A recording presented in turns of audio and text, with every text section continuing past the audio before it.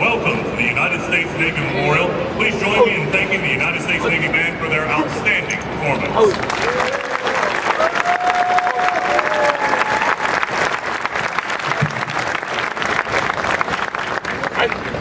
Today, in addition to the 27th annual Blessing of the Fleet ceremony where we charge the memorial's fountains, we are very pleased to announce the latest addition to the memorial exhibits inside the Visitor Center, the Delbert D. Black National Chiefs Mess.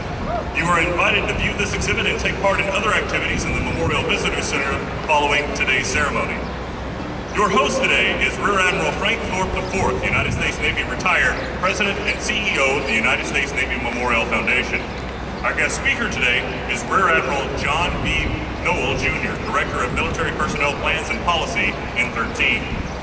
We are honored to have as our chaplain today Captain Mark Smith, Executive Assistant Office of the Chief of Chaplains of the Navy. We welcome our special guest and partner, Karen Cucurulo, Acting Superintendent of the National Mall and Memorial Parks National Park Service.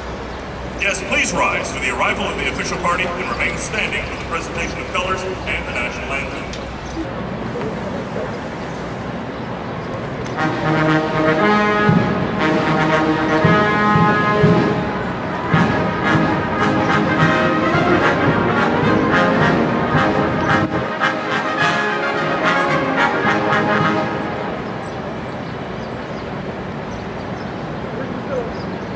Advance the colors.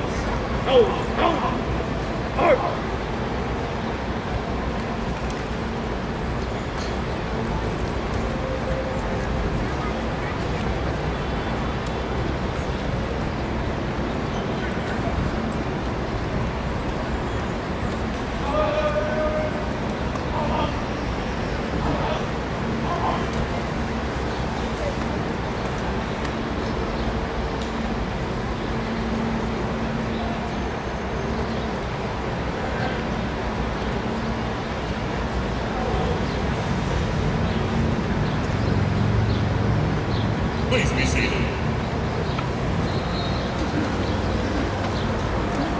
It is my pleasure to introduce our special guest and partner, Karen Cucurulo, Acting Superintendent of the National Mall and Memorial Parks National Park Service.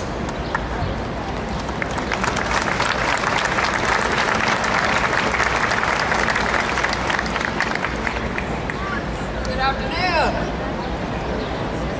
I'm Karen Cucurella, acting superintendent at the National Mall Memorial Parks. As a caretaker of the U.S. Navy Memorial, the National Park Service is honored to host this afternoon's annual Blessing of the Fleet program. And personally, I'm even more pleased to participate as a proud Navy mom.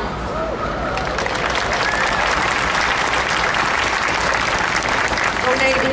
Okay, we are humbled to take part in today's ceremony and share our own good wishes that the crews in the ships around the world and in harm's way will be safeguarded from the dangers of the sea. The National Park Service has a long and proud tradition of commemorating the distinguished history of the United States Navy from the John Paul Jones Memorial, a short walk from here, where we celebrate America's first Navy hero, to the USS Arizona, halfway around the world. We remember Navy's darkest hour and honor the sacrifices of her crews. At a dozen of our other national parks,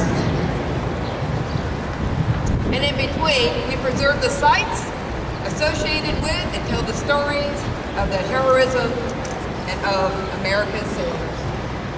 While you're doing your job at the bases and ports of call around the world, the National Park Service is doing our right here in our parks around the country, maintaining this beautiful memorial and other sites entrusted in our care, so that millions of visitors and Americans and foreign visitors may appropriately honor, recognize, and celebrate your work and the work of those who serve before you.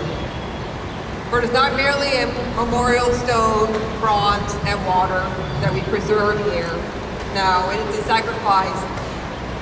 It is the sacred thing of a grateful nation for the service and the professionalism of the United States Navy and its sailors, and one that we will take care of forever. Thank you very much.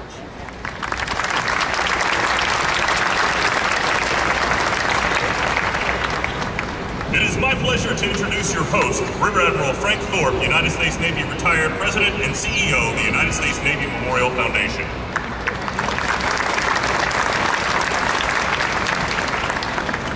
Thank you very much and welcome.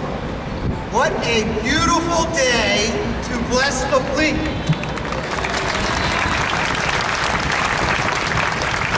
And what a beautiful day to be an American, and a beautiful day to be a sailor, to be related to a sailor, or to know a sailor, or to bless their ventures.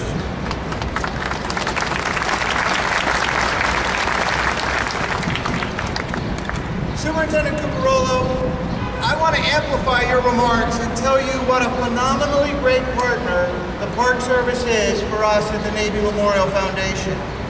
Ladies and gentlemen, we take for granted every day what we have here in Washington, from the National Mall through all of these great memorials and monuments. And it is Superintendent Cucurella's team who works tirelessly, and I mean that tirelessly, to make them so beautiful so that we can appreciate the freedoms in this great country we have. So to you today, I say thank you very, very much.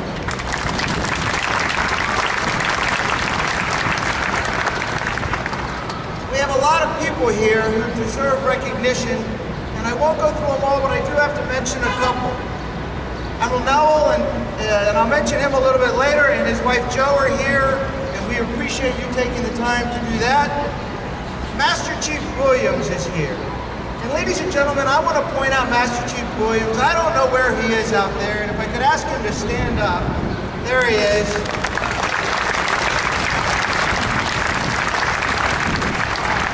Ladies and gentlemen, Master Chief Williams embodies and exemplifies who we are today. We are the Navy today because of people like Master Chief Williams. Master Chief Williams sat at the right side of Admiral Zumwalt when Admiral Zumwalt set to integrate the Navy. And Master Chief Williams is credited with giving Admiral Zumwalt the advice of how to do it right. and later became one of the first African-American Master Chiefs in the United States Navy. Thank you very much.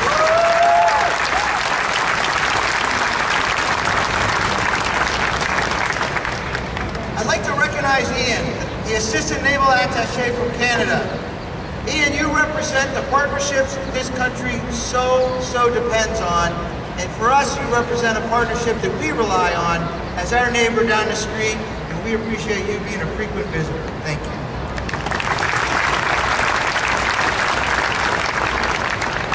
Ladies and gentlemen, we often thank people who make these events happen, and I'm going to do a little bit of that today, but as I thank them, I would ask you to reflect on who they are and what they do and what they represent.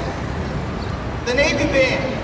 The Navy Band carries, and the musicians of the United States Navy carry the ideals of this country around the world. And I will never forget when the Chief of Naval Operations told me, Frank, I have to tell you the Navy Band goes in places I can't go to carry America's values. I appreciate you all being here today. Thank you very much.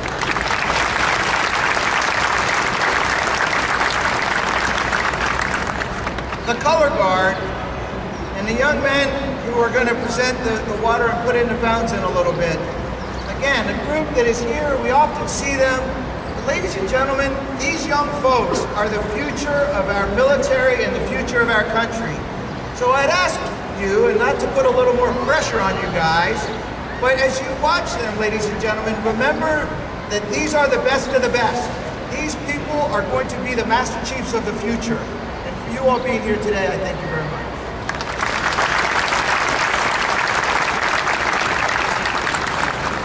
And I'm going to do something that I'm probably not really supposed to do, but I want to point out the staff of the Navy Memorial because they have worked tirelessly, and I am boldly going to say this is the best blessing of the fleet the Navy Memorial has had in our 31-year history because of the tremendous staff and the team we have at the Navy Memorial. Thank you very much.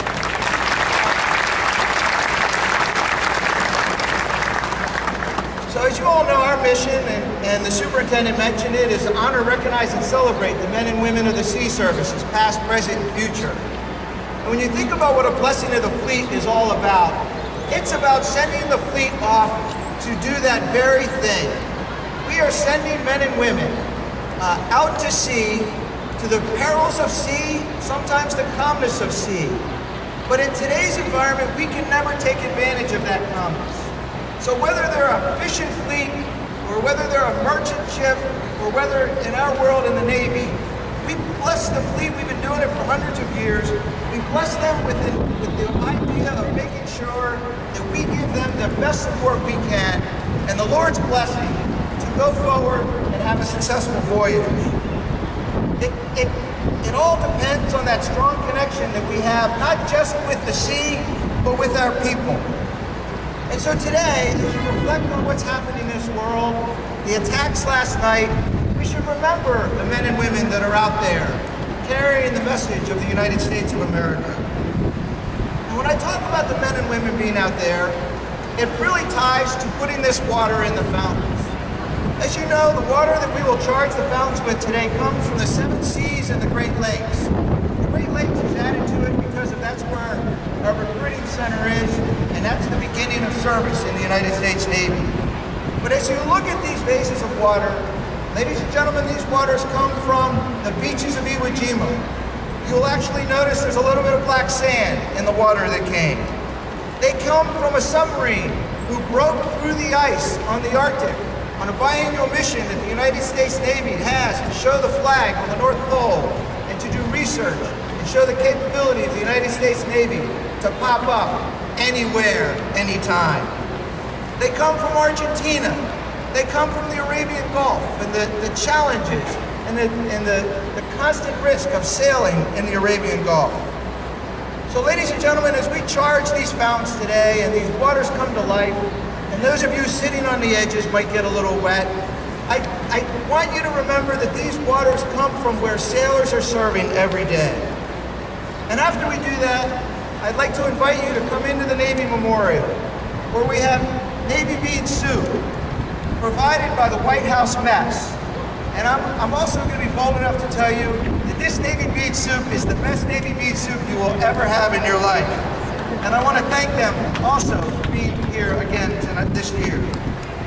I also encourage you to stay and listen to the Washington Rebels Maritime Voices, another group that is here year after year, and I'd like to thank them. And really, they give you the feel of what that service is at sea. So, ladies and gentlemen, without further ado, I'd like to introduce Admiral John Nowell, and this is a perfect person to officiate our blessing in the sea. Admiral Nowell is the Director of Military Plans and Policy.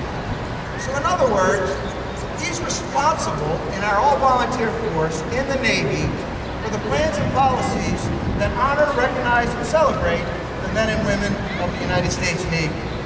A surface warfare officer who, if you look at his biography in the program, he served on every new ship that was coming along. He was constantly positioned in places of high technology to set the doctrine and the mission of these ships.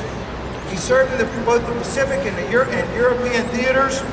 He's an expert in missile defense. And most importantly, and I asked his staff for a little bit of dirt, and the only thing they would tell me was what an incredible family man he is. And with 3 children, as I mentioned, his wife Jo is here today, and his son Johnny is serving in the Navy today. So not only is he and his wife really serve, but his family is also in it. So he does our mission day in and day out. So ladies and gentlemen, without further ado, I would like to introduce the Director of Military Plans and Policy for the United States Navy, Admiral John Nowell.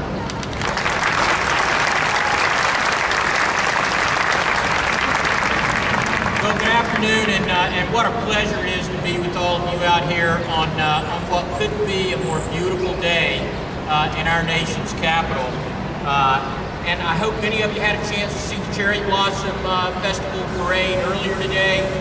Again, a very, very special time here. And as Admiral Fort mentioned, a great time for you to see what we do annually in the Blessing of the Fleets. Most folks are not that familiar with where that comes from. But if you go back to the Mediterranean fishing villages each year, they would go ahead and as the fishing season came upon them, they would bless the fleet and the sailors that sailed in that fleet, both for the safety of the fishermen as well as for a bountiful season. And certainly that's what we do here today for all of our sailors and indeed our sea service partners. And this is the 26th Blessing of the Fleet here at the Navy Memorial. And I don't know about you, but I'm pretty excited to see the water from the places that Admiral Fort mentioned charging the fountain. And you'll note that when I talk today about the naval fleet, I am including our Marine Corps brothers and sisters in arms. Because together we form a blue-green team that's unlike anywhere else in the world, and I know that you, like I, am very proud of that team. But as we look at the U.S. Navy, what you may not know is that we've got 376,000 sailors active in reserve who sail across the seas in 6 fleets on 5 continents and every sea and ocean of the world.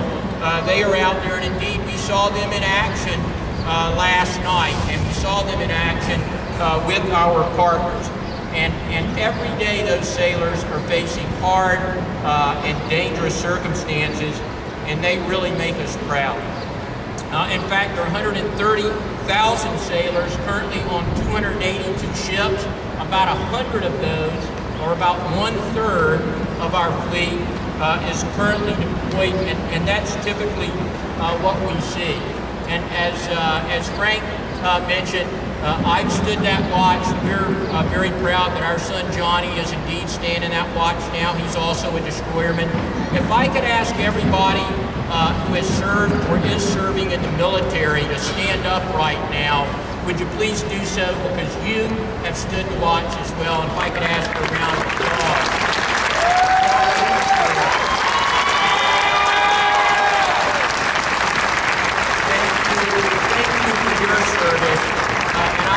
Chaplain to throw in a little extra blessing for all of you as well here. So again, as we look at the numbers that are out there now, as we look at what we saw last night and what we have deployed around the globe, that is a very ready and capable fleet, and one that you ought to be very proud of. But we know that we've seen the reemergence of great power competition, and we know that the Secretary of Defense has charged the U.S. military to build a more lethal and capable force and to leverage those alliances and partnerships, again, what we saw last night.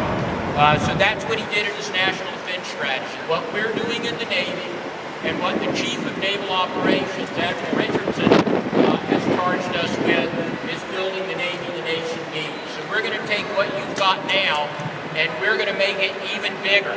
We're going to make it even better. We're going to make it network. We're going to harness the ability of talented individuals, those sailors, some of whom you see here, and the ones that are on watch right now, in new and innovative ways to be more agile and to always be ready. So I want you to trust that while what we've got now is impressive, what we've got coming is going to be even better. The Navy's not though just about ships and submarines. It's also about the whole team that supports us, and we have a lot of civilian sailors that do that. And I suspect that we have some of you in the crowd too, and I would just say thank you to all of those folks.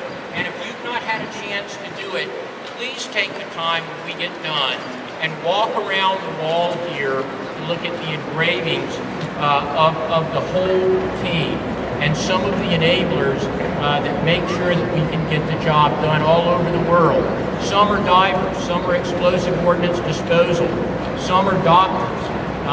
You'll see all of them arrayed on the wall, and of course, least and not last and not least, chaplains are there, and we need all of them. And the last group that I'll mention is our families. So while we recognize the folks who have military service in the crowd, I would also recognize their families who have served alongside them, who have sacrificed, and who, like us, wear the cloth of our nation each and every day. So I hope you enjoy today. Enjoy the music of the Navy Band. There are no musicians that are finer than Navy musicians, right?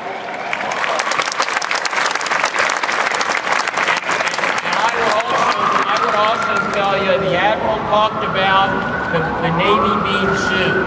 Now, I'm sorry to the Army and Air Force and my Marine Corps partners here, but Navy cooks are the best in the world, and there's a reason that the President wants them to cook at the White House. So the folks that are in there, no kidding, if you have a chance, go in, because after they give you that Navy bean soup, tomorrow they may very well be ladling some soup out for the President. And I think that's pretty neat, but I think that you will enjoy it. Thank you for taking your time to come to be with us on what is really a very, very special day. So God bless all of you.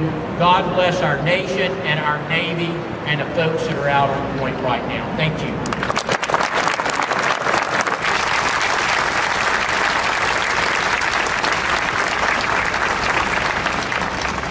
Ladies and gentlemen, before we charge the fountains to life, I would like to ask those guests who are sitting on the edges of the fountains to move away from the edge so that you don't get wet when the fountains are turned on. Thank you.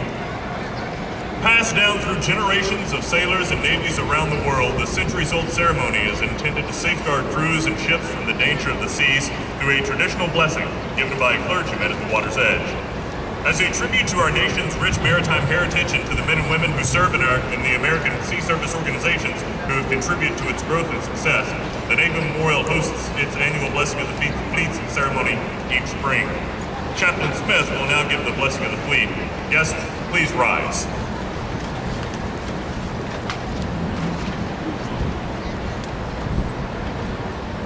As you are able, please pray with me. Almighty God, whose spirit hovered over the waters below at the beginning of creation, and whose arm can calm the raging seas. We invoke your presence with us this day as we gather to bless the fleets, the waters on and under which they sail, and the men and women who bring those vessels to life. We remember with gratitude today all those who have served in our nation's cause, some of whom gave their last full measure of devotion in service. For these and all the many blessings we enjoy as Americans, we are truly grateful. But Lord, as your psalmist reminds us, let us thank the Lord for his steadfast love, for his wonderful works to humankind. Let them extol him in the congregation of the people and praise him in the assembly of the elders. They that go down to the sea in ships that do business in great waters, these continue to see the works of the Lord and his wonders in the deep. Lord, you created the seas and all that are in them. You called many to do your bidding upon those oceans, and you have been faithful to them in their service. Today, as waters from the seven seas and the Great Lakes merge to become one wellspring, so may the fountain of your goodness bless the ships and crews upon those great waters. Guide and protect them from the danger of the storm and the perils that threaten their calling in defense of our nation. As our champions for freedom bear this task we give them, we ask that you would keep our sons and daughters from hate that hardens or from scorekeeping with human lives. Though they must be at war, let them live for peace, as eager for agreement as they are for victory. Encourage them as they encourage one another, and never let hard duty separate them from your abundant and ever-present love. We offer this blessing in your strong and holy name. Amen. Ceremonial guard, man the fountains and prepare to bring them to life for a new season.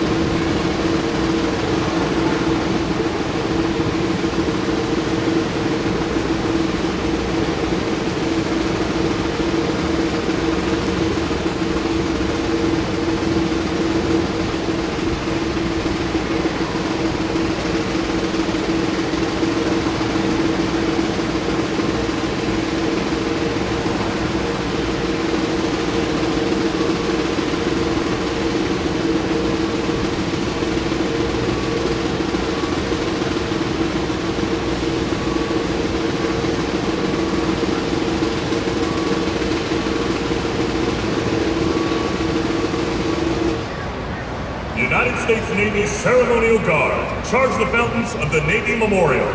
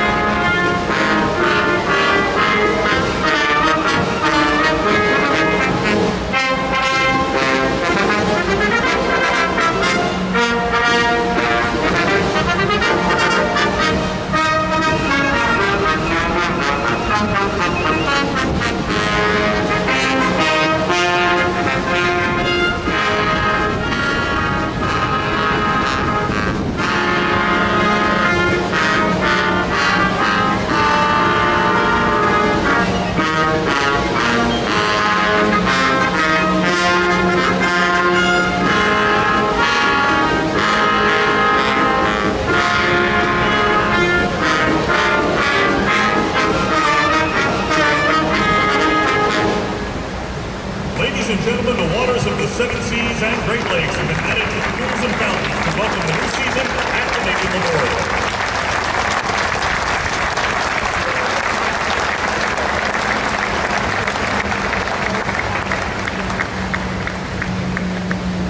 Advance the colors.